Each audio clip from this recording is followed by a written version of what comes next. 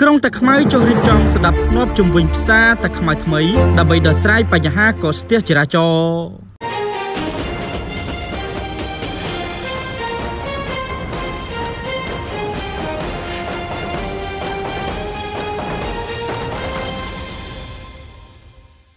នៅព្រឹកថ្ងៃទី17ខែមីនាឆ្នាំ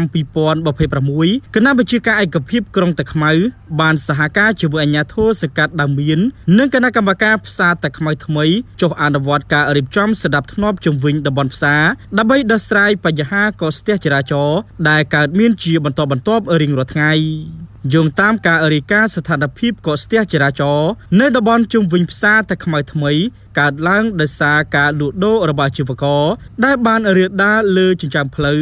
និងការប្រើប្រាស់ផ្លូវសាធារណៈជាទីតាំងប្រកបអាជីវកម្មដែលមិនមានការរៀបចំឲ្យបានត្រឹមត្រូវ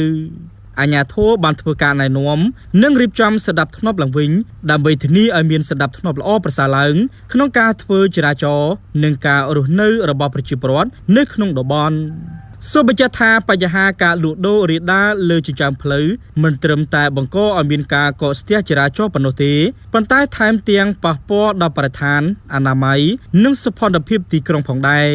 អាជ្ញាធរមូលដ្ឋានក៏បានអំពាវនាវដល់បងប្អូនអាជីវករនិងប្រជាពលរដ្ឋទាំងអស់សូមចូលរួមគោរពតាមការណែនាំរបស់អាជ្ញាធរដើម្បីរួមចំណែករក្សាសណ្ដាប់ធ្នាប់សុខភាពនិងសុវត្ថិភាពចរាចរណ៍នៅក្នុងក្រុងតាខ្មៅឲ្យបានកាន់តែប្រសើរឡើង